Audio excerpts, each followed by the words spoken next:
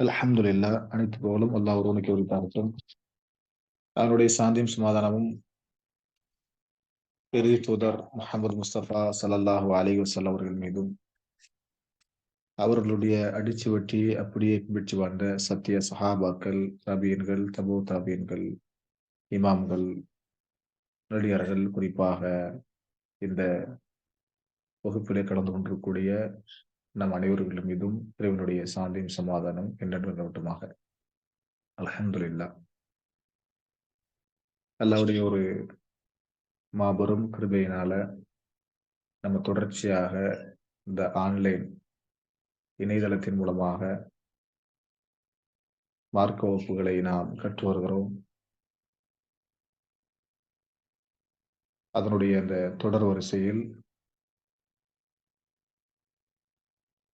இன்று நாம் இருக்கக்கூடிய பாடத்தினுடைய உதுவுடைய சுன்னத்துகள் மற்றும்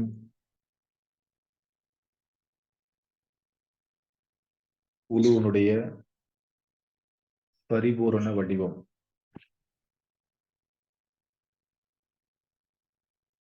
இன்று நாம் பார்க்கின்ற பாடம் உதுவுடைய சுன்னத்துகள் மற்றும் அதனுடைய முழு வடிவம், நடைமுறையில் எப்படி அது செய்யப்படுகிறது,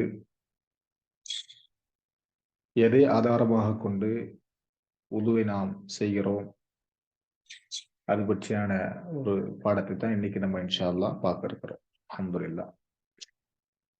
அப்ப நாம் கடந்த வாரங்களில் உதுவுடைய சுருத்துகள் என்ன, உதுவுடைய ஃபர்லுகள் என்ன, உதுவுடைய சுன்னத்துகள் என்ன அப்படிங்கிறத நம்ம செஞ்சோம், பார்த்தோம். அதுல குறிப்பாக உது ஒருவருக்கு ஏற்றுக்கொள்ளப்படுவதற்கு நிபந்தனையாக இருக்கக்கூடிய விஷயம் ஒன்று, அதனுடைய சுருத்துகள் சரியான முறையில பேணப்பட்டிருக்க வேண்டும். அடுத்தபடியாக அந்த உதுவுடைய ஃபர்லுகள் என்ன செய்யப்பட்டிருக்கணும், பேணப்பட்டிருக்க வேண்டும். இந்த ரெண்டும் பேணப்பட்டிருந்தால் மட்டும்தான் அந்த உழு என்ன செய்யப்படும், ஏற்றுக்கொள்ளப்படும். அதே நேரத்தில் இந்த உழு எதற்கெல்லாம் அவசியப்படுகிறது, மூன்று விஷயங்களை நம்ம நினைச்சிருக்கிறோம், மேற்கோள் காமிச்சிருக்கோம். தொழுகைக்கு உழு அவசியம். அதே நேரத்துல தவாப், ஹஜ்ஜு உம்ரா செய்கிற நேரத்துல தவாப் செய்கிற பொழுது உழு அவசியம். அதே நேரத்துல மூன்றாவது, குரானை தொடும்போது நம்ம என்ன செய்யணும், உழுவோடு குரானை தொட வேண்டும். இந்த மூன்று விஷயத்திற்கு உழு அவசியமாக இருக்கிறது. அப்ப உழு செய்கிற பொழுது அவர் கவனிக்க வேண்டிய விஷயங்கள், அந்த உழு ஏற்றுக்கொள்ளப்பட வேண்டும் என்று சொன்னால் இந்த ரெண்டு நிபந்தனைகள் அவசியம். ஒன்று, அந்த உழுவுடைய நிபந்தனைகள் சரியாக இருக்கணும்.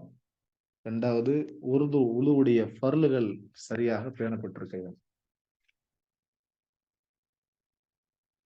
இது ரெண்டும் சரியாக இருந்தால் மட்டும்தான் அந்த உது என்ன செய்யப்படும், ஏற்றுக்கொள்ளப்படும் அப்படிங்கறத நம்ம கடந்த வகுப்புல நாம் படித்திருக்கிறோம். அல்ஹம்துலில்லாஹ். அதே நேரத்தோடு உதுவுடைய சுன்னத்துகள் என்ன செய்யப்பட்டிருக்க வேண்டும், பேணப்பட்டிருக்க வேண்டும். உதுவுடைய ஃபர்லு, உதுவுடைய ஷுரூத்து, இது அவசியம். மூன்றாவது சுன்னத்து. அதாவது சுன்னத்து பேணப்பட்டு உதுவுடைய ஃபர்லோ உதுவுடைய ஷுரூத்தோ பேணப்படலைன்னா அந்த உது என்ன செய்யப்படாது, ஏற்றுக்கொள்ளப்படாது. ஆனால் உலுவுடைய ஷுருத்துகளும் உலுவுடைய ஃபர்லுகளும் பேணப்பட்டிருக்கிறது, சுன்னத்துகள் ஏதாவது விடுபட்டு இருக்கிறது, சுன்னத்துகளை சரியாக அவர் செய்யல அப்படி சொன்னா அந்த உது என்ன செய்யப்படும், ஏற்றுக்கொள்ளப்படும். அப்படிங்கிறத கடந்த கிளாஸ் நம்ம என்ன படிச்சோம். அதற்கு ஆதாரமாக சில ஹதீஸ்கள், குர்ஆன் வசனங்கள் இருக்கிறது. இன்ஷா அல்லாஹ் அதை நம்ம என்ன செய்வோம், வகுப்புல படிப்போம். சரி, முதன்மையாக உதுவுடைய சுன்னத்துகள், உதுவுடைய சுன்னத்துகள் கடந்த கிளாஸ்ல நாம் அதை படித்திருக்கிறோம். உதுவுடைய சுன்னத் என்ன, உது செய்கிற பொழுது கவனிக்க வேண்டிய சுன்னத்தான விஷயங்கள் என்ன. முன்னாடி படிச்சது உதுவுடைய ஃபர்லுகள். குர்ஆனில இறைவன் எப்படி உது செய்வதை பற்றி குர்ஆன்ல அல்லாஹ் பேசுகிறான். அதை நபி ஸல்லல்லாஹு அலைஹி வஸல்லம் எப்படி நமக்கு சொல்லித் தந்திருக்கிறாங்க. அது எப்படி நாம் செய்ய வேண்டும்ங்கிற ஒரு விளக்கத்தை நமக்கு நபி ஸல்லல்லாஹு அலைஹி வஸல்லம் கற்று தந்திருக்கிறாங்க. அதுல ஒரு வகை உதுவுடைய சுன்னத்துகள். உதுவுக்குன்னு சில சுன்னத்துகள் இருக்கிறது. இதை கண்டிப்பா நம்ம என்ன செய்யணும்? பேண வேண்டும் அப்படின்னு சொல்லி நம்ம என்ன செஞ்சோம்? கடந்த கிளாஸ்ல படிச்சிருந்தோம். அதுல ஒரு 8 விஷயங்கள் நமக்கு கிடைச்சிருக்கிறாங்க. உதுவுடைய சுன்னத்தாக நமக்கு சொல்லியிருக்கிறாங்க. முதலாவது பிஸ்மில்லா சொல்லணும். 2வது பல் துலக்கணும். 3வது உதுவை ஆரம்பம் செய்யும் பொழுது முன் கையை கழுவுறது. அந்த முன் கையை 3 முறை கழுவுறது. 4வது நோன்பாளிகளாக இருந்தால் நாசிக்கு தண்ணீர் செலுத்துவதை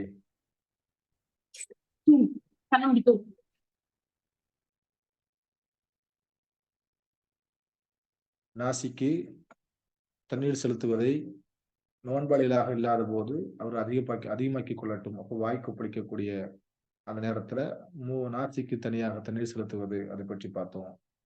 5வது கழுவுதல். கழுவண்டிய உறுப்புகளை நல்லா தேய்த்து கோதியன் செய்து கழுவுறது. 6வது கை கால்களை கழுவுற பொழுது வலது நம்ம என்ன செய்யணும்? முற்படுத்த வேண்டும். 7வது முகம், கைகளை கழுவும் போது 3 முறை என்ன செய்யறது? அதாவது முகம், கைகள், கால்கள் ஆகியவற்றை 3 முறை கழுவுவது. இறுதியாக திக்ர். நபி ஸல்லல்லாஹு அலைஹி அவர்கள் சொல்லிக் கொடுத்த அந்த திக்ர நம்ம என்ன செய்யறது? ஓதுறது. இப்படி நம்ம என்ன செஞ்சோம்? கடந்த வகுப்புல உதுவுடைய சுன்னத்துகள் நம்ம என்ன செஞ்சோம்? படிச்சோம். இப்ப இந்த வகுப்புல உதுவ எப்படி நம்ம செய்யணும்? பிராக்டிகலா உது எப்படி செய்யப்படுகிறது? எதை ஆதாரமாக கொண்டு செய்றாங்க? ஆ அது எப்படி ஆரம்பிக்கணும்? இப்ப நம்ம உள்ளுவுடைய சுன்னத்தெல்லாம் பார்த்துட்டோம். ஃபர்லெல்லாம் பார்த்தாச்சு. உள்ளுவுடைய ஷுருத்துகளும் பார்த்துட்டோம். இப்ப பிராக்டிகல் நடைமுறையில் அந்த உதுவுடைய பரிபூரண தன்மை என்ன? அந்த பரிபூரண வடிவம். உதுவுடைய அந்த பரிபூரண வடிவம். நடைமுறையில் எப்படி செய்யப்படுகிறது? இப்ப நான் பார்க்கிற இந்த பாடம், நம்ம இந்த அடிப்படையில தான் செய்றோமா? அப்படிங்கிறதுக்கு நம்ம என்ன செய்றோம்? கற்றுக்கொள்கிறோம். நடைமுறையில் செய்கிற முறை என்ன அப்படி சொன்னா, அதற்கு 8 அடிப்படை அம்சங்கள வச்சிருக்கிறாங்க. 8 நிபந்தனைகள் இருக்கிறது. 8 ருக்குன்கள், 8 நிலைகள் இருக்கிறது.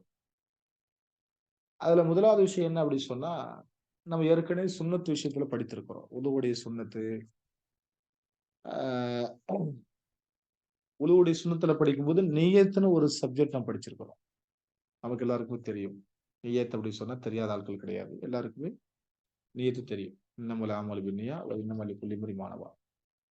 செயல் அனைத்தும் எண்ணங்களை பொறுத்தே அமைகிறது அப்படிங்கிற நம்ம நினைச்சிருக்கோம். நாம படித்திருக்கிறோம். அதாவது உதுவுக்கு முதல் விஷயம் நிய்யத். நிய்யத்தை பற்றி கூடுதலான விளக்கம் நான் உங்களுக்கு கொடுத்திருக்கிறேன். உது செய்கிற பொழுது ஒருவர் நிய்யத்து செய்ய வேண்டும். நிய்யத்து வைக்க வேண்டும். அது அவசியம். உதுவுக்குன்னு தனியாக நிய்யத்து வைக்கணும். இது ரொம்ப இம்பார்ட்டன்டான ஒரு விஷயம். ஏன்னா நம்ம நிறைய பேர் என்ன செய்றோம்? தொழுகைக்காண்டி செய்கிறோம். என்ன தொழுகை தொழப் போறோமோ, அந்த தொழுகைக்காண்டி செய்ய போறோங்கிற நியத் தான் பெரும்பாலும் நம்ம என்ன செய்றோம்? நம்ம வைக்கிறோமே தவிர, உலுவுக்குன்னு தனியாக நம்ம என்ன செய்றதில்ல? நியத்து வைக்கிறதில்ல.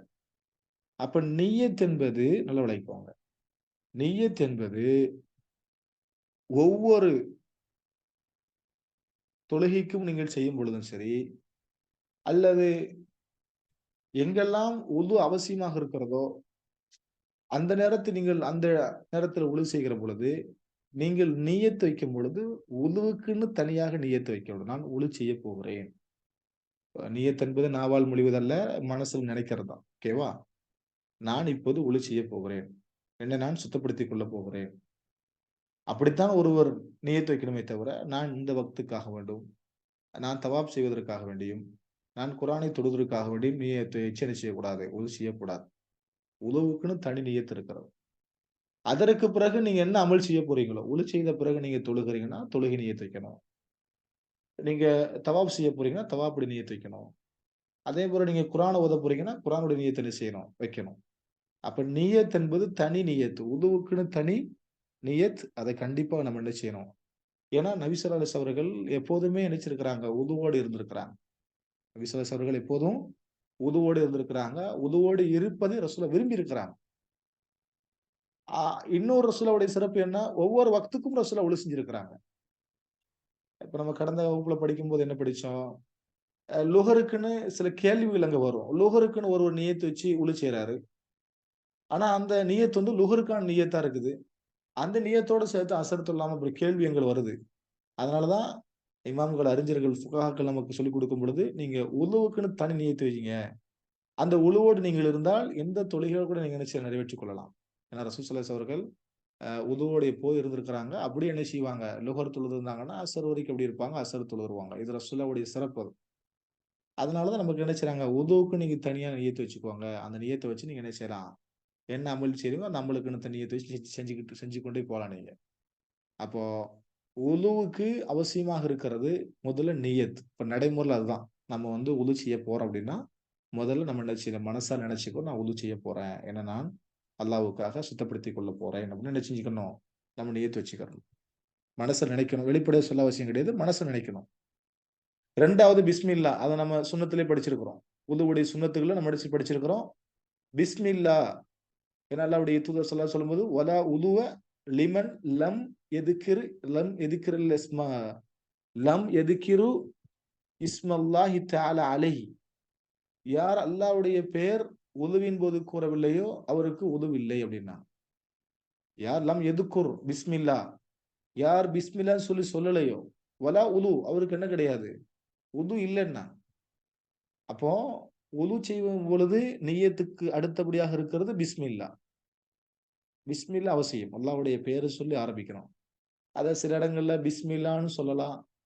அந்த இடத்துல பிஸ்மில்லாஹிர் ரஹ்மானிர் ரஹீம் அத என்ன செய்யலாம்? முழுமையாகவும் சொல்லலாம். நன்மைகள் தான் அங்க. நல்லா விளங்கிக்கோங்க. நம்ம ஏற்கனவே படிச்சிருக்கிறோம். உதுவுடைய முழு நன்மை எப்போ ஒருத்தருக்கு கிடைக்கும்? அப்படி சொன்னா, இந்த 3 அம்சங்கள் அவர் பேணணும். ஷுரூத்து, ஃபர்லு, சுன்னத்து. விளங்கிச்சா உங்களுக்கு? அப்போ சுன்னத்து பேணாட்டாலும், ஃபர்லையும், ஷுரூத்தையும் ஒருத்தர் சரியாக பேணியிருந்தால், அவருடைய உதுவுடைய முழு நன்மை என்ன செய்யும்? கிடைக்கும். திரும்ப சொல்றேன். இந்த 3 அம்சங்களை யாரு சரியாக செய்றாங்களோ, அவங்க தான் அந்த உதுவுடைய முழு நன்மை என்ன செய்யும்? கிடைக்கும். அதுல குறிப்பா சொல்லப்போனா, ஷுரூத்தும், ஃபர்லும் கண்டிப்பா என்ன செய்யப்பட்டிருக்கணும்? நிறைவேற்றப்பட்டிருக்கணும். அது நிறைவேற்றப்பட்டிருந்தா மட்டும் தான், அந்த உது பரிபூரண தன்மை அடையும். அந்த உது ஏற்றுக்கொள்ளப்படும். அதோடு சேர்ந்து சுன்னத்தும் பேணப்பட்டிருந்தால், முழு நன்மை என்ன செய்யும்? கிடைக்கும். இல்ல ஃபர்ஸ்ட் 2 மட்டும் தான் நான் கரெக்ட்டா செய்றேன். உதுவுடைய சுன்னத்துல ஏதாவது நான் விட்டுட்டேன் அப்படி சொன்னா, நன்மை முழுசா கிடைக்காது. ஆனா உது ஏற்றுக்கொள்ளப்படும். நன்மைகள் முழுமையா சேராது கிடைக்கும். உதுவுடைய முழு நன்மை கிடைக்காது. ஆனா உது என்ன செய்யப்படும்? ஏற்றுக்கொள்ளப்படும். அப்போ பிஸ்மில்லா சொல்வது 2வது அம்சம். பிஸ்மில்லா சொல்லாம ஒருவர் உழு செஞ்சா, அந்த உது என்ன செய்யப்படாது? ஏற்றுக்கொள்ளப்படாது. உதுவுடைய முழு நன்மை என்ன செய்ய பெற முடியாது. ஆனா ஏற்றுக்கொள்ளப்படும். அப்போ பிஸ்மில்லா சொல்லலன்னா, அந்த உது ஏற்றுக்கொள்ளப்படாத ஹதீஸ நான் பார்க்கிறோம். அதாவது ஏற்றுக்கொள்ளப்படாது அப்படின்னா, ஆ முழுமை நன்மை என்ன செய்யாது பெறாது. நம்ம ஏற்கனவே படிச்சிருக்கிறோம். பிஸ்மில்லா சொல்ல ஒருத்தர் மறந்துட்டாரு. ஆனா அவரு இடையில ஒழு செஞ்சுட்டு இருக்கும்போது ஞாபகம் வருது. பிஸ்மில்லா சொல்ல மறந்துட்டோமே! பிஸ்மில்லா சொல்லிக்கலாம். தப்பு கிடையாது. தாராளமா என்ன செய்யலாம்? பிஸ்மில்லா சொல்லி ஒழு செய்யலாம். திருப்பி மொதல்ல ஆரம்பிக்கணுமா? கிடையாது. பாடங்கள படிக்கும்போது நம்ம கவனிக்க வேண்டிய விஷயம் இதுதான்.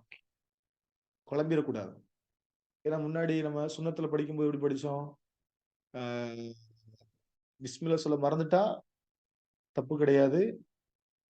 ஒரு ஞாபகம் வரும்போது என்ன செய்யலாம்? பிஸ்மில்லா சொல்லி ஒழு செஞ்சுக்கிறலாம். அதனால உழு முறியுமா கேட்டா முடியாது. திரும்ப உழு செய்யணுமா கேட்டா செய்ய வேண்டிய அவசியம் கிடையாது. எப்ப ஞாபகம் வருதோ அப்ப பிஸ்மில்லா சொல்லிக்கலாம். ஆனா அந்த உதுவுடைய அந்த முழு நன்மை என்ன செய்யாது? கிடைக்காது. ஏன்னா இது ஃபர்லு கிடையாது. ஃபர்லுன்னா உங்களுக்கு தெரியுது இல்லையா? குர்ஆன் வசனம். படிச்சிருக்கிறோமா இல்லையா? குர்ஆனுடைய 5 அத்தியாயத்தினுடைய 6வது வசனம். அதான் ஃபர்லு. சரி. அப்ப பிஸ்மில்லா வந்து அவசியம். பிஸ்மில்லான்னு சொல்லப்பட வேண்டும். நிய்யத்துக்கு பிறகு உள்ள அம்சம் பிஸ்மில்லா. 3வது விஷயம் என்ன அப்படி சொன்னா, முன் கையை 3 முறை கழுவுவது. அதாவது மணிக்கட்டு வரைக்கும். அதுல குறிப்பா கவனிக்க வேண்டிய விஷயம் வலதை முற்படுத்துவது. நாம் கடந்த கிளாஸ்ல சுன்னத்து உளுவுடைய சுன்னத்துகள படிக்கும்போது நான் வரிசைப்படுத்தி நான் சொல்லல. இப்ப நம்ம வந்து வரிசைப்படுத்துறோம். உளுவுடைய அந்த பரிபூரண தன்மை நடைமுறையில் எப்படி அது நடைமுறைப்படுத்தப்படுகிறது? எப்படி ஒழி செய்யப்படுகிறது? இப்ப நாம் செய்றோமா இல்லையா? இதுக்கு இப்ப செய்யக்கூடிய உழுவ நம்ம பார்த்துட்டு இருக்கிறோம் அத. அத எப்படி செய்யணுங்கிற அந்த வடிவத்த இன்னைக்கு நம்ம பார்த்துட்டு இருக்கிறோம். அப்ப 3வது விஷயம் என்ன? வலது கையை முற்படுத்துவது, மணிக்கட்டு வரை கைகளை கழுவுவது. அதாவது முன் கையை கழுகிறது. அது 3 முறை கழுவுறது. 3 முறை என்பது அதிகபட்சமான அ எண்ணிக்கை. ஆனால் நாம உது செய்ய நல்லா பழகிட்டோம். நம்ம உது நம்ம நீண்ட வருடமா செஞ்சுகிட்டு இருக்கோம் அப்படின்னு சொன்னா, நமக்கு தெரியும். அத 2 முறை கூட கழுவலாம். 1 முறை கூட என்ன செய்யலாம்? கழுவலாம். ஆனால் அந்த 1 முறையோ, 2 முறை கழுவக்கூடிய நீங்க, தண்ணீர் பட வேண்டிய அந்த இப்ப முன் கைய நம்ம கழுவுறோம் அப்படின்னா, 1 முறை அல்லது 2 முறை. அந்த 2 முறையிலுமே நீங்க கைகள அந்த முன் கை முழுவதும் உங்களுடைய கை நனைஞ்சுச்சு அப்படின்னு சொன்னா, நீங்கள் 3வது முறைக்கு போ வேண்டிய அவசியம் கிடையாது. 2 முறை, 1 முறை என்ன செஞ்சுக்கலாம். 1 முறையிலேயே உங்களுடைய கைகள நீங்க தண்ணீர் எல்லா இடத்துலயும் படுற மாரி நம்ம கழுவிட்டோம்னா பிரச்சனை கிடையாது. இல்ல உங்களுக்கு அதுல தண்ணீர் படல கொஞ்சம் உங்களுக்கு ஏதாவது அச்சம் ஏற்பட்டுச்சுன்னா, அது 2 முறை கூட நீங்க மாத்திக்கலாம். இல்ல அதிலேயே உங்களுக்கு அச்சம் இருக்குன்னா, நீங்க 3 முறை செஞ்சுக்கலாம், மாத்திக்கலாம். 3 முறைக்கு அதிகமா என்ன செய்யக்கூடாது, போகக்கூடாது. இப்ப 3வது அம்சம் என்ன? முன் கையை 3 முறை கழுவுவது, அதை வலது கையை முற்படுத்துவது. அப்ப முதல் வலது கைய தான் என்ன செய்யணும் முற்படுத்தணும். வலது கையினுடைய அந்த மணிக்கட்டு வரை 3 முறை என்ன செய்யணும் கழுவணும். அடுத்து இடது கை என்ன செய்யணும்? 3 முறை மணிக்கட்டு வரை என்ன செய்யணும்? கழுவணும். இது 3வது அம்சம். 4வது அம்சம் என்ன? வாய் கொப்பளித்தல். அது பல் துலக்குவதோட நாம் படிச்சிருக்கிறோம். வாய் கொப்பளித்தல் என்பது உதுவுடைய நடைமுறையில் இருக்கக்கூடிய அம்சம். அதுல ரசூலுல்லாஹி ஸல்லல்லாஹு அலைஹி வஸல்லம் எப்படி வாய் கொப்பளிப்பாங்கன்னு சொன்னா, ரசூல் ஸல்லல்லாஹு அலைஹி வஸல்லம் வாய் கொப்பளிக்கிற பொழுது மூக்குக்கு என்ன செய்வாங்க? நாசிக்கும் தண்ணி செலுத்துவாங்க. வாய் கொப்பளித்தலும் 3 முறை நடக்கணும். வாய் கொப்பளித்தலும் 3 முறை என்ன செய்யணும் நம்ம? வாய் கொப்பளிக்கணும். அதுல வாய் கொப்பளிக்கிற பொழுது என்ன செய்யலாம்? நாசிக்கு என்ன செஞ்சுக்கலாம்? தண்ணீர் செலுத்திக்கலாம். அல்லது நாசிக்கு தனியாக என்ன செஞ்சுக்கலாம்? தண்ணீரும் செலுத்திக் கொள்ளலாம். தவறு கிடையாது. வாய் கொப்பளித்தல் 3 முறை நல்ல வாய் கொப்பளிச்சு நம்ம இது பண்ணிட்டா, அல்லது பல் துலக்குறோம். பல் துலக்கும்போது ரசூலுல்லாஹ் 2 விஷயம் சொல்லியிருக்கிறாங்க. ஒண்ணு நீங்க உதுவை ஆரம்பிப்பதற்கு முன்னாடி நீங்க பல் துலக்கிக் கொள்ளலாம். அல்லது அந்த வாய் கொப்பளித்தல் அப்படிங்கிற அந்த நிலை வரும்பொழுது நீங்க என்ன செஞ்சுக்கலாம்? பல் துலக்கிக் கொள்ளலாம். அதோட சேர்த்து நீங்க நாசிக்கும் தண்ணீர் செலுத்திக் கொள்ளலாம். இல்ல நான் இப்ப தான் உது அ வி ஆரம்பம் செய்றேன். எனக்கு இப்ப தான் ஒழு செய்ய தெரியுது. கத்துக் குடுக்குறேன் அப்படி சொன்னா, ஒருத்தருக்கு இப்ப தான் முதலா ஒழு செய்து நம்ம கத்துக் குடுக்குறோம்னு சொன்னா, அவருக்கு நாசிக்கு தனியா நம்ம என்ன செய்யணும்? தண்ணி செலுத்துறதுக்கு கத்துக் குடுக்கணும். நம்ம பழகிட்டோம். நம்ம வாய் கொப்பளிக்கும் பொழுது என்ன செய்வோம்? நாசிக்கு சேர்த்து தண்ணீர் நம்ம எடுப்போம். ஆனா புதுசாக இப்ப இந்த இஸ்லாத்துக்கு வர்றாங்க இல்லையா? அவங்கலாம் பார்த்தீங்க சொன்னா, சின்ன பிள்ளைங்களா இருக்காங்கன்னா, இஸ்லாத்துக்கு வரக்கூடியவங்க, சிறு பிள்ளைங்க இருக்கிறாங்கன்னு சொன்னா, அவங்களுக்கெல்லாம் நீங்க என்ன செய்யணும்? நாசிக்குன்னு தனியா என்ன செய்யணும்? தண்ணீர் செலுத்துவதற்கு கத்துக் குடுக்கணும். இப்ப நம்ம பழகிட்டோம். செஞ்சு பல வருடங்கள் ஆகிருச்சுன்னா, நமக்கு பிரச்சனை கிடையாது. ஆனா புதுசா வரக்கூடிய மக்களுக்கு நம்ம என்ன செய்யணும்? நாசிக்குன்னு தனியாக தண்ணீர் செல்வதற்கு சொல்லிக் குடுத்து தண்ணீர் செலுத்துவதற்கு சொல்லிக் குடுக்கணும். வாய் கொப்பளிக்கிற பொழுது, நாசிக்கும் தண்ணீர் செலுத்துவது, நாசிக்கு தனியாகவும் செலுத்தலாம். அது 3 முறை. வாய் கொப்பளித்தல் 2 முறை என்ன செஞ்சுக்கலாம். 1 முறை செஞ்சுக்கலாம். நாசிக்கு 1 முறை, 2 முறை என்ன செஞ்சுக்கலாம். 3 முறை அதிகபட்சம். அடுத்து என்ன? முகத்தை 3 முறை கழுவுவது. முகத்தினுடைய அந்த அளவுகோல் என்பது நெற்றியினுடைய ஆரம்பம். நீங்க பார்க்கலாம். நமக்கு அந்த முகம் கழுவுறதுலாம் நெறைய பேத்துக்கு என்ன வந்துரும்னா, ஆ அவசர அவசரமா கழுவுவாங்க. முகத்தினுடைய ஆரம்பம் நெற்றியினுடைய அந்த எண்டு. அங்கிருந்து நம்முடைய கழுத்தினுடைய நாடி இருக்கு இல்லையா? ஆண்களாக இருந்தா தாடி. அந்த தாடியினுடைய அ எண்ட் இருக்கும். அது ஆண்களுக்கான அளவுகோல். பெண்களுக்கு பொறுத்தவரைக்கும் எப்படி அந்த தாடியினுடைய அளவுகோல் காதுக்கினுடைய கீழ வருது பார்த்தீங்களா? அதுவரை கீழ கழுத்தினுடைய ஆரம்பம் வரைக்கும் முகத்தினுடைய அளவு. அப்ப முகங்கள் நன்றாக 3 முறை கழுவப்பட்டிருக்க வேண்டும். முகங்கள் நன்றாக 3 முறை என்ன செய்யப்பட்டிருக்கணும்? கழுவப்பட்டிருக்க வேண்டும். இது 5வது அம்சம். 6வது அம்சம் என்ன அப்படி சொன்னா, முட்டுக்கை, முழங்கை 3 முறை கழுவப்பட்டிருக்கணும். அது வலது முற்படுத்துறது, வலது கையினுடைய முழங்கை, முட்டுக்கை வரைக்கும் என்ன செய்யப்படணும்? கழுவப்பட்டிருக்க வேண்டும். அப்படி கழுவப்படுகிற நேரத்துல நல்ல கோதிய என்ன செய்யணும்? கழுவணும். நல்லா என்ன செய்யணும்? கையினுடைய விரல்கள் இடுக்குகள்ல, அ கையினுடைய அந்த முட்டினுடைய பின்பகுதியில நல்ல தண்ணீர் படக்கூடிய அளவுக்கு என்ன செய்யலாம்? 3 முறை என்ன செய்யணும்? வலது கையை 3 முறை கழுவணும். அப்புறம் என்ன செய்யணும்? இடது கையை 3 முறை கழுவணும்.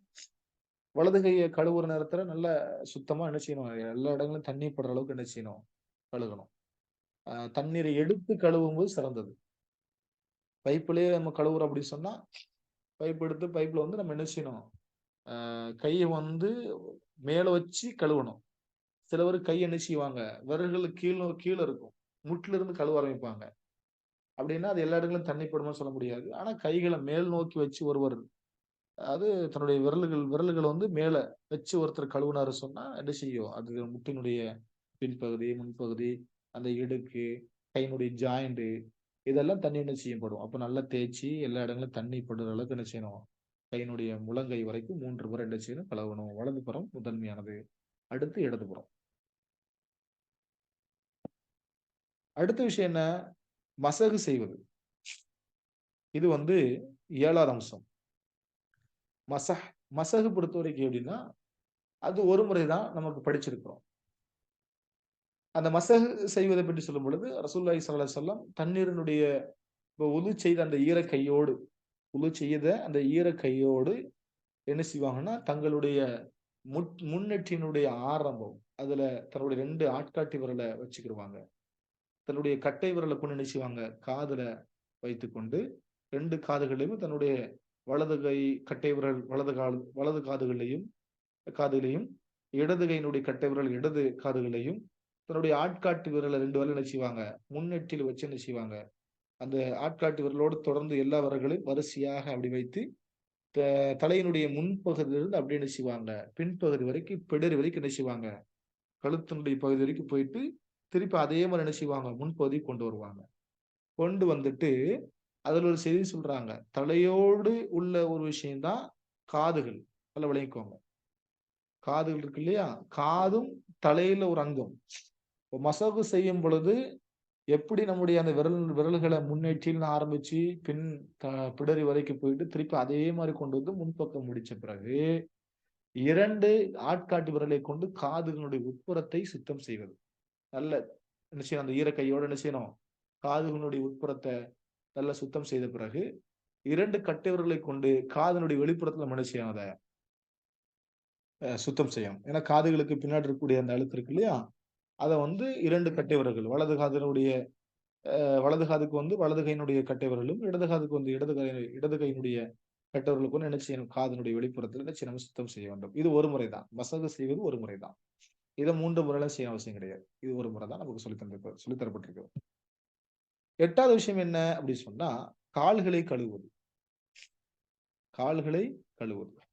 கால்கள கழுவுறதும் வலதுபுறத்துல ஆரம்பிக்கிறது.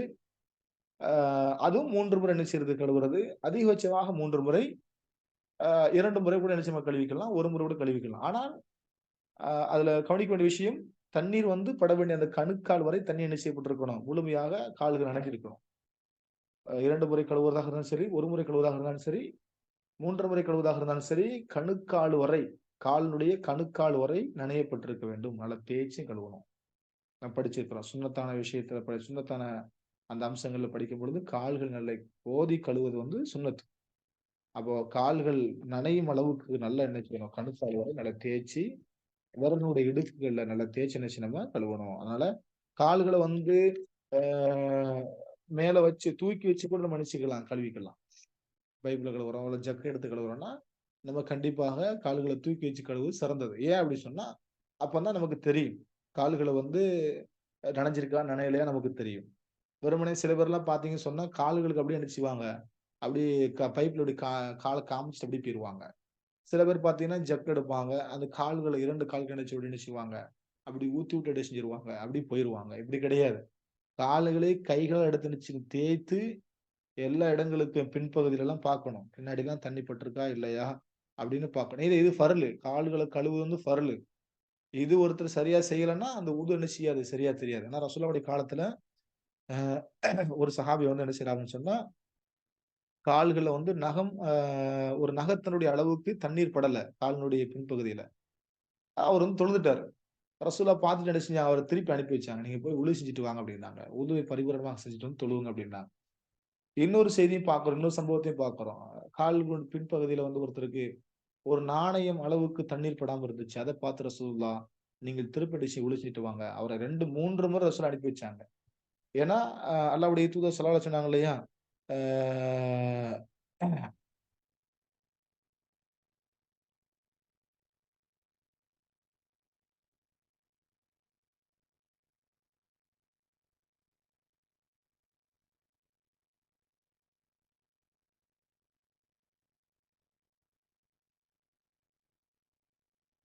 பின்னங்கால்களுக்கு நாசம் உண்டாகட்டும். புகாரில வந்து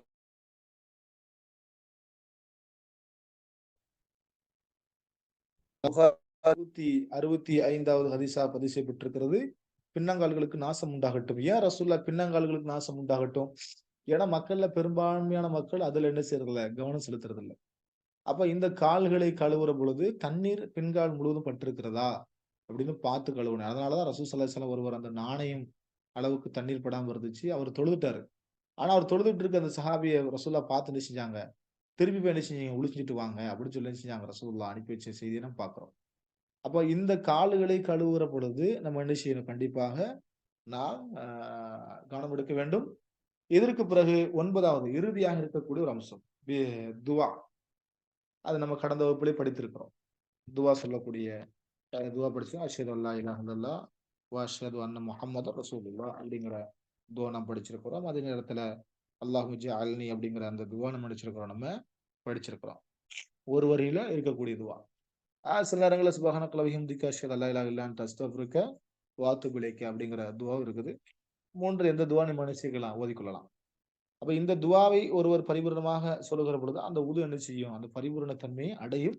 இந்த அம்சங்களை கொண்டு ஒருவர் உது செஞ்சா, அந்த உது என்ன செய்யப்படும்?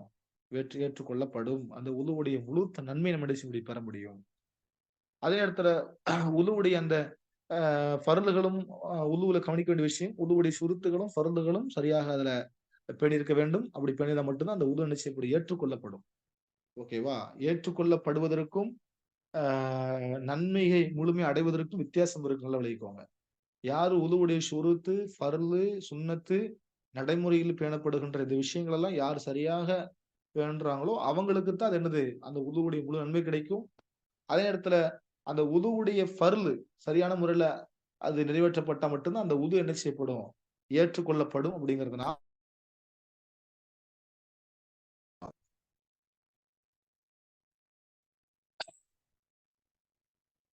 அதே நேரத்துல உழு செய்கிற பொழுது கவனிக்க வேண்டிய ஒரு விஷயம். ஏன்னா ரசூல் ஸல்லல்லாஹு அலைஹி வஸல்லம் அவங்க சொல்லியிருக்கிறாங்க. அதாவது இது அஹ்மதுல பதிவு செய்யப்பட்ட ஹதீஸ். இது நம்ம அந்த புக்ல கிடையாது. நம்ம அதனால தான் நான் பிடிஎஃப் வந்து உங்களுக்கு நான் அத க இதுல வந்து ஷேர் பண்ணல. இதுல பிடிஎஃப்ல கிடையாது. இது நடைமுறையில உள்ள விஷயம் இது. ஆ அஹ்மது அப்படிங்கிற ஹதீஸ் கிதாப்ல வந்து பதிவு செய்யப்பட்ட ஒரு ஹதீஸ் 16,728 16,728 அஹ்மதுல பதிவு செய்யப்பட்ட ஹதீஸ். உளு செய்கிற பொழுது நாம் கவனிக்க வேண்டிய விஷயங்கள் இதெல்லாம். அது என்ன அப்படி சொன்னா,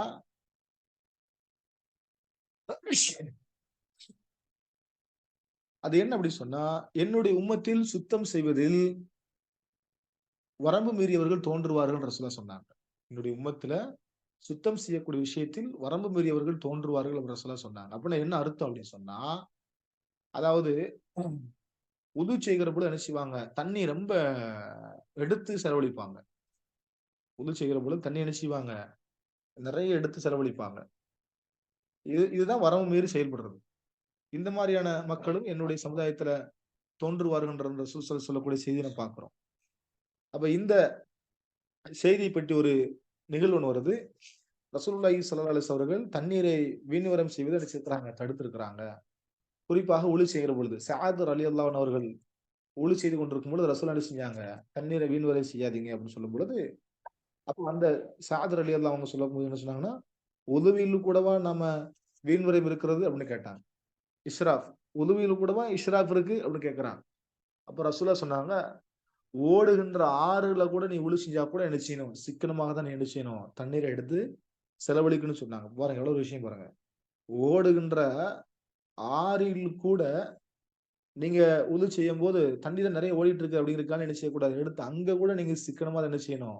அ செலவழிக்கணும் அப்படிங்கிறது. அப்போ அங்கேயே ரசூலுல்லாஹ் இவ்வளோ சொல்லியிருக்காங்கன்னு சொன்னா, அப்ப நார்மலா நம்ம தொழுகைக்காண்டி செய்யக்கூடிய உது, சும்மா இருக்கும்போது செய்யும்போது, இருக்கிற போல செய்கின்ற உது நம்முடைய வீடுகளை செய்யறோம்னு வச்சுக்கோங்களேன்.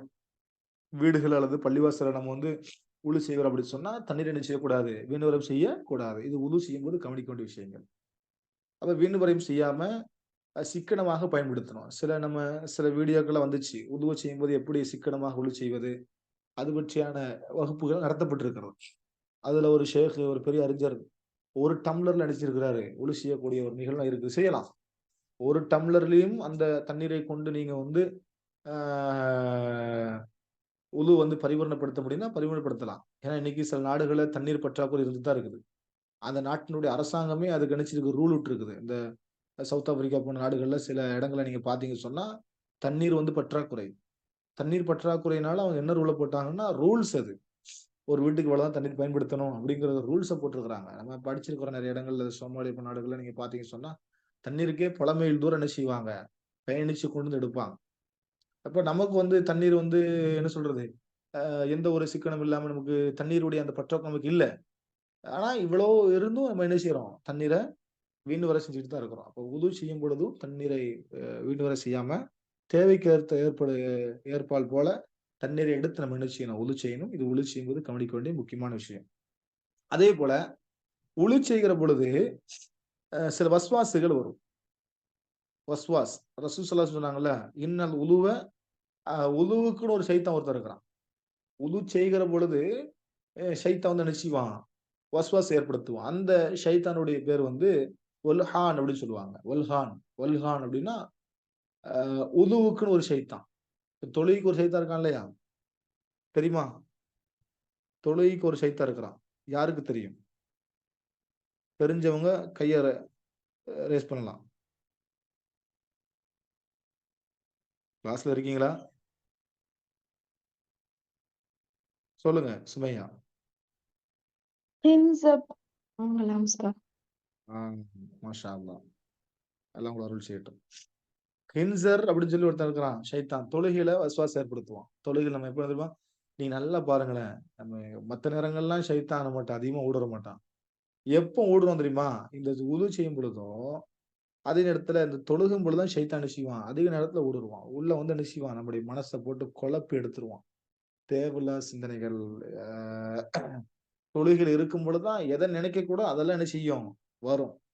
அப்ப இதுல இருந்து ஒருவர் தன்னை தற்காத்துக் கொள்ளணும். இதுல இருந்து ஒருத்தர் பாதுகாப்புக்குன்னு அதுக்கும் ரசூல் சொல்லிக் குடுத்திருக்கிறாங்க. அதுல முதன்மையான விஷயம் உதுவுல வரக்கூடிய அந்த வல்ஹான்னு சொல்லக்கூடிய ஒரு ஷைத்தான். அந்த ஷைத்தானிடமிருந்து நம்மள வந்து பாதுகாக்கணும்னு சொன்னா ஒரு விஷயம் இஹ்லாஸ். இந்த மாதிரியான ஷைத்தானுடைய வஸ்வாஸ்ல இருந்து நம்மள பாதுகாக்கணும்னு சொன்னா, அதுல ஒரு விஷயம் வஸ்வாஸ்ல இருந்து பாதுகாக்கணும்னு சொன்னா, அதுல விஷயம் இஹ்லாஸோடு செயல்படணும். 2வது விஷயம் நிய்யத்து கரெக்ட்டா இருக்கணும். 3வது அல்லாஹ்வுடைய பெயர் சொல்லப்பட்டுக் கொண்டே இருக்கணும். அல்லாஹ்வ நீங்க பெருமைப்படுத்திக்கிட்டே இருக்கணும். இந்த 3ம் நீங்க சரியான முறையில நீங்க பேணி நடந்தீங்கன்னு சொன்னா, ஷைத்தான் என்ன செய்ய மாட்டான். உங்கட்ட ஊடுருவல் என்ன செஞ்சிருவான், வரமாட்டான். ஏன்னா நமக்கு நெறைய பேருக்கு என்னன்னா, ஒளிச்சிட்டு இருக்கும்போது திடீர்னு ஒரு சந்தேகம் வரும். நம்ம கைய கழுவுனோமா? அதுக்குள்ள முகத்துக்கு வந்துட்டோமே! அ வாய்க்கு பிடிச்சோமா? இப்படி இப்படி ஒரு சந்தேகத்த போடுவான். இந்த வஸ்வாஸ் தான் ஷைத்தான். இந்த வஸ்வாஸ அதனால ரசூலுல்லாஹ் இல்லாத உலுவ ஷைத்தான். ஷைத்தான் உலுவுக்குன்னு ஒரு ஷைத்தான் இருக்கிறான். அவனுடைய பேர் வல்ஹான். அவன் வந்து என்ன செய்வான்? உழு செய்யும்பொழுது சந்தேகத்த ஏற்படுத்துவான். நம்ம இத கழுவுனோமா? எத்தன முறை கழுவணும்? ஐயய்யோ! முகத்த வந்து நம்ம கைய ம மணிக்கட்டு வரை 3 முறை கழுவணும். ஆனா வாய்க்கு பிடிக்கும் 2 முறை தான் வாய்க்கு பிடிக்கிறோம். அப்படி சொல்லி நினைச்சுவான். இப்படி ஒரு சந்தேகத்த ஏற்படுத்துவான். அதான் இதெல்லாம் உணவுல கவனிக்க வேண்டிய விஷயம். அதனால இதுல கொஞ்சம் கவனம் எடுக்கணும் நம்ம. அப்ப இந்த ஷைத்தான் நம்மட்ட வராம இருக்கணும் அப்படின்னு சொன்னா, நிய்யத்தும், இஹ்லாஸு, அல்லாஹ்வுடைய பெயர். இந்த 3ம் கரெக்ட்டா என்ன இருக்கணும். ஏன்னா ரசூலுல்லாஹ் சொன்னாங்க இல்லையா? அல்லாஹ்வுடைய பெயர் சொல்லப்படுகிற நேரத்தில், அல்லாஹ்வுடைய திக்ர், அந்த திக்ருக்கள நீங்க வந்து சொல்லுகிற நேரத்துல, ஷைத்தான் நினைச்சிருவான், சிறுமை அடைஞ்சிருவான். அவன் வந்து அவங்க செயல்பட விடாம அவனால செயல்பட முடியாது. அல்லாஹ்வ நீங்க அங்க நினைவு கூர்ந்தீங்கன்னா, அங்க ஷைத்தான் என்ன செய்ய மாட்டான், வரமாட்டான். நீங்க அங்க அல்லாஹ்வ நினைவு கூராம, நீங்க அல்லாஹ்வ மறந்துட்டீங்க அப்படின்னு சொன்னா, ஷைத்தான் அதிகமா என்ன செஞ்சுருவான், உங்க இதுல அ எண்ணங்கள்ல வந்து உங்கள ஊடுருவி, உங்கள அப்படியே குழப்பி, அந்த அமல செய்ய விடாம அடிச்சிருவான் ஷைத்தான். அப்படி வழி கெடுத்துருவான். அதனால இது செய்கிற நேரத்தில் கவனிக்க வேண்டிய விஷயங்கள். அப்போ இந்த ஹதீஸ் எங்க வருது அப்படின்னா, திர்மிதில வந்து 57வது ஹதீஸாகவும், இப்னு மாஜால வந்து 421 ஹதீஸா பதிவு செய்யப்பட்டிருக்கு. பிஸ்மில்லாஹிர் ரஹ்மானிர் ரஹீம். அப்ப இந்த அடிப்படையில நம்ம என்ன செய்யணும்? உலுவை நாம் செய்ய வேண்டும். அதுல கவனிக்க வேண்டிய விஷயங்கள் கவனித்து செயல்படணும். அப்போ இது உதுவுடைய அந்த பரிபூரணத்தன்மை. இது இந்த ஷுரூத்து, ஃபர்லு, சுன்னத்து. இதை 3ஐ மையமாகக் கொண்டு நமக்கு என்ன செஞ்சிருக்கிறாங்க? ஃபுகஹாக்கள் இப்படி வகுத்து குடுத்திருக்கிறாங்க. இந்த அடிப்படையில நம்ம என்ன செய்யணும்? உலுவை நாம் அமைத்துக் கொள்ள வேண்டும். எப்படி யார் உழு செய்றார்களோ, அப்படிதான் என்ன செய்யும்? அந்த உது என்ன செய்யப்படும்? ஏற்றுக்கொள்ளப்படும். அந்த உதுவுடைய நன்மை நம்ம என்ன செய்ய முடியும்? பெற முடியும் அப்படிங்கிறத நாம் கவனித்துக் கொள்ள வேண்டும். ஆ உதுவுடைய செய்கிற நேரத்துல கவனமாக இருக்க வேண்டிய ஒரு விஷயம், ஃபர்ல். அந்த ஃபர்ல் கண்டிப்பாக நிறைவேற்றப்பட்டிருக்கணும். ஏன்னா ஆ ஃபர்ல்ல எதையாவது ஒண்ணு விடுபட்டா என்ன செய்யாது? உது என்ன செய்யாது? சேராது. அதனால அத நம்ம கவனமாக இருந்து, அந்த உதுவை சரியான முறையில செஞ்சு, அந்த உதுவுடைய முழு நன்மை நம்ம பெறக்கூடிய மக்களா நம்ம என்ன செய்யணும்? இருக்கணும். அல்ஹம்துலில்லாஹ். இறுதியாக அந்த துவா. துவா ரொம்ப அவசியம். நம்ம அத கடந்த சுன்னத்துடைய உதுவுடைய சுன்னத்தெல்லாம் படிச்சோம். எப்படி நம்ம உது உதுவின் மூலமாக ஆ உடல் உறுப்புகளை நாம் சுத்தம் செய்கிறோமோ, அதுபோல இது உடலினுடைய சுத்தம் இது. வெளி தோற்றத்துல சுத்தம் செய்கிறோம். தண்ணீரை கொண்டு உது செய்வதன் மூலமாக நம்முடைய உடலினுடைய வெளி தோற்றத்தை என்ன செய்ய நம்ம சுத்தம் செய்கிறோம். அதுபோல அகத்தோற்றம் ஒண்ணு இருக்கிறது. அப்ப இந்த அகத்தோற்றம் ஒண்ணு என்னன்னா, இந்த அகத்தோற்றம் என்னன்னா, நம்ம துவா செய்வது. உது செஞ்சதுக்கு அப்புறம் துவா சொல்வது. இந்த துவாவை யார் சரியான முறையில ஓதுறாங்களோ, அவங்களுடைய அந்த பாவங்கள், சிறு பாவங்கள் என்ன செய்யப்படும்? மன்னிக்கப்படும். ஏன்னா ரசூல் ஸல்லல்லாஹு அலைஹி வஸல்லம் உது செய்யும்பொழுது நீங்கள் கவனிக்க வேண்டிய விஷயம், இந்த உது செய்யினுடைய இன்னொரு சிறப்பு என்ன அப்படின்னா, நீங்கள் ஒவ்வொரு உறுப்புகளை கழுவுற பொழுது, அதனுடைய வழியாக அந்த செய்த பாவங்கள் என்ன செய்யப்படுது? சிறு பாவங்கள் அழிக்கப்படுகிறது. இது உதுவுடைய சிறப்பு. அந்த துவா ஒருத்தர் ஓதுனாருன்னா, அவருடைய பாவங்கள் என்ன செய்யப்படுது? மன்னிக்கப்படுகிறது. அதே நேரத்துல இன்னொரு சிறப்பு என்ன? நாளை மறுமை நாள்ல சில முகங்கள் பிரகாசமாக என்ன செய்யும்? ஜொலித்துக் கொண்டு வரும்னாங்க. அடையாளம் கண்டு கொள்வார்கள். சில முகங்கள், சில மனிதர்களுடைய தோற்றம் மறுமையில் எழுப்பப்படும் பொழுது, கழுத்து நீண்டவர்களாக எழுப்பப்படுவாங்க. சிலருடைய முகங்கள் பிரகாசமா இருக்கும். சிலருடைய உடலினுடைய உறுப்புகள் பிரகாசமா என்ன செய்யும்? இருக்கும். அது எதைக் கொண்டு மக்கள் அறிந்து கொள்வாங்கன்னா, அந்த உடல் முழுவதும் பிரகாசமா இருக்கா? இல்லையா? அது யார் அப்படி சொன்னா, அந்த உலகத்துல யார் உதுவை சரியாக பரிபூரணமாக செஞ்சாங்களோ, அவங்க நாளைக்கு என்ன செய்வாங்க? பிரகாசமாக, ஒளி மிகுந்தவர்களாக என்ன செய்வாங்க? மறுமையில எழுப்பப்பட்டு, அந்த மஹ்ஷருடைய மைதானத்துல கொண்டு வரப்படுவாங்கற செய்தி நம்ம என்ன செய்றோம்? படித்திருக்கிறோம். அதனால நான் உது செய்கிற பொழுது கவனமாக இருந்து, அத கவனிச்சு செய்யணும். அதே நேரத்துல அந்த ஃபர்லுகள் அத கண்டிப்பா என்ன செய்யணும்? நிறைவேற்றப்பட்டிருக்கணும். எண்ணிக்கைகள் அது ரொம்ப விஷயம். எத்தன முறை கழுவ வேண்டும் என்ற எண்ணிக்கையும் சரியான முறையில என்ன செய்யப்பட்டிருக்கணும்? பேணப்பட்டிருக்க வேண்டும். ஆ அந்த எண்ணிக்கையும் எண்ணிக்கை எண்ணிக்கை எண்ணிக்கை ஒரு பக்கம் இருந்தாலும், அந்த கழுவ வேண்டிய உறுப்புகள் அதிகப்படுத்திக் கொள்ளலாம். அந்த எண்ணிக்கைக்குள்ள 3 முறை தான் கழுவணும் அப்படிங்கிற எண்ணிக்கை இருக்குல்ல, அதிகபட்சம் 3 முறை தான். தண்ணீரை சிக்கனப்படுத்த வேண்டும் அப்படிங்கிறதுக்காக நினைச்சுக்கலாம். நம்ம 2 முறை கழுவிக்கலாம். அந்த எண்ணிக்கை கூடக்கூடாது. ஆனா கழுவ வேண்டிய இடங்கள் என்ன செஞ்சுக்கலாம்? அதிகப்படுத்திக் கொள்ளலாம். அது நாளை மறுமையில அது என்ன செய்யும்? உது செஞ்ச ஒரு உறுப்பாக தான் என்ன செய்யப்படும்? கவனிக்கப்படும். அதுவும் நாளைக்கு பிரகாசமா என்ன செய்யும்? வரும். அதனால தண்ணீரை சிக்கனமாக உதுவுடைய அந்த ஷுரூத்துகளையும், உதுவுடைய அந்த ஃபர்ல்களையும், உதுவுடைய அந்த சுன்னத்துகளையும் நடைமுறையில எப்படி நமக்கு சொல்லித் தரப்பட்டிருக்கிறதோ, அந்த அடிப்படையில நம்ம என்ன செய்யணும்? உதுவ நம்ம செய்யணும். அல்லாஹ்வுடைய தூதர் ஸல்லல்லாஹு அலைஹி வஸல்லம் அவர்கள் சொல்லக்கூடிய ஒரு செய்தி, அபூதாவூதுல 858 ஹதீஸாகவும், நசாயில 1135 ஹதீஸாக பதிவு செய்யப்பட்டிருக்கிறது. அ நான் எப்படி அல்லாஹ் எவ்வாறு உங்களுக்கு ஒளி செய்ய வேண்டும் என்று ஏவியிருக்கிறானோ, அந்த அடிப்படையில் நீங்க என்ன செய்யுங்க? அந்த முறைப்படி நீங்க என்ன செய்யுங்க? உலுவை செய்து கொள்ளுங்கள். நான் உங்களுக்கு எவ்வாறு ரசூல் ஸல்லல்லாஹு அலைஹி வஸல்லம் சொன்னது போல, நான் எவ்வாறு உங்களுக்கு ஒளி செய்தற்கு கட்டளையிட்டேனோ, அந்த அடிப்படையில் நீங்க என்ன செய்யுங்க? ஒளி செய்து கொள்ளுங்க. சஹாபாக்கள் அப்படித்தான் நமக்கு கிடைச்சிருக்கிறாங்க. உதுவை நம்ம கற்று தந்திருக்கிறாங்க. ஆ இப்னு அப்பாஸ் ரலியல்லாஹு அன்ஹு அவங்க செய்யக்கூடிய உது அவங்க ஒரு முறை மக்களுக்கு உது செய்துவிட்டு ரசூல் ஸல்லல்லாஹு அலைஹி அவர்கள் இவ்வாறு தான் என்ன செஞ்சாங்க? உலுவை செய்திருக்கிறார்கள் அப்படிங்கிற செய்திய நமக்கு சொல்லி காட்டுறாங்க. நான் இப்ப சொல்லிக் குடுத்தேன் இல்லையா? இந்த உதுவுடைய பரிபூரண தன்மை, உதுவுடைய அந்த முழு வடிவம், பிராக்டிகலா இன்னைக்கு எப்படி நடைமுறையில எப்படி அந்த உது செய்யப்படுகிறது அப்படிங்கிறது இப்ப நான் சொல்லிக் குடுத்தேன் இல்லையா? ஒரு 9 அம்சங்கள். அந்த 9 அம்சங்களையும் இப்னு அப்பாஸ் அவங்க செஞ்சு காட்டிட்டு என்ன செய்றாங்க? ரசூல் ஸல்லல்லாஹு அலைஹி அவர்கள் இவ்வாறு தான் ஒளி செய்தார்கள். அப்படிங்கிற செய்தியும் புகாரி, முஸ்லிம்ல போன்ற ஹதீஸ்கள்ல என்ன செய்யப்பட்டிருக்கிறது? பதிவு செய்யப்பட்டிருக்கிறது. அப்ப எப்படி ரசூலுல்லாஹ் ஒளி செய்தார்களோ, அவ்வாறு ஒளி செய்ததனுடைய நன்மையும், அதன் மூலமாக தொழுகையை நம்ம என்ன செய்யணும்? ஏற்றுக்கொள்ளக்கூடிய மக்களா நம்ம என்ன செய்யணும்? அமைத்துக் கொள்ள வேண்டும். அல்ஹம்துலில்லாஹ். நம்முடைய அமல்கள் அல்லாஹ் போதுமாக்கிக் கொண்டு அல்லாஹ் அந்த அமல்களை ஏற்றுக்கொள்வானாக. இன்றைய வகுப்பு அல்ஹம்துலில்லாஹ் இதோட என்ன செய்ய முடிஞ்சிருச்சு. ஏதாவது டவுட்ஸ் உங்களுக்கு இருக்குதா? சந்தேகங்கள் ஏதாவது இருக்குதா? இன்னைக்கு நடத்தின பாடங்கள்ல?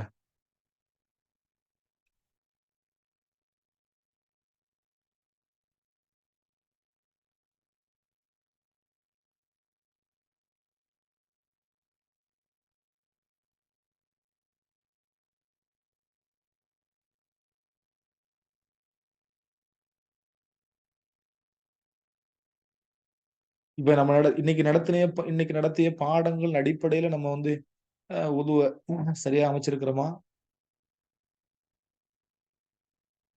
கிளாஸ்ல இருக்கீங்க இல்லையா? இன்னைக்கு நடத்தியிருக்கோம்ல இந்த பாடம். இந்த நடைமுறையில எப்படி அதே இந்த உளுவுடைய சுன்னத்து, அப்புறம் உளுவுடைய ஃபர்லு, இந்த அடிப்படையில நம்ம வந்து கரெக்ட்டா பேணியிருக்கிறோமா? இல்ல அதுல ஏதாவது நீங்க இல்ல இத்தன நாளா இப்படி செஞ்சுட்டு இருந்தேன். இன்னைக்கு வந்து இப்படி நான் இத மாத்தியிருக்கிறேன். இப்ப வந்து அது எனக்கு தெரிஞ்சிருக்குது. அப்படியா யாருக்காவது இருக்குதா? சொல்லுங்க.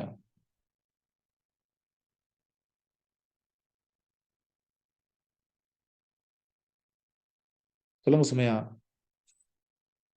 அஸ்ஸலாமு அலைக்கும் உஸ்தாத். நான் வலைக்கும் வந்து சலாம். பிஸ்மில்லா மோஸ்ட்லி நெறைய டைம் மறந்துருவேன். ஆனா இது வந்து ஃபர்லு ரொம்ப கட்டாயமா சொல்லணுங்கிறனால தான் இப்ப ரீசென்ட்டா சொல்றேன். அதுக்கப்புறம் வந்து ம் அதுக்கப்புறம் இந்த முழங்கைகள் அது ஃபுல்லா கழுவ சொன்னீங்கல்ல உஸ்தாத். நான் மணிக்கட்டு வரை கழுவிட்டு, அப்புறம் அந்த முழங்கைகள் அத கழுவுவேன். பட் ஆனா இத நீங்க பிரிச்சு சொன்னீங்களா? இது சுன்னத்து.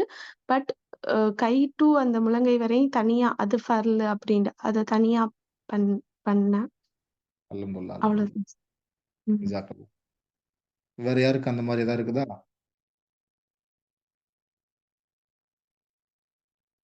சரி முடிச்சுக்கலாமா? கிளாஸ் முடிச்சுக்கலாமா?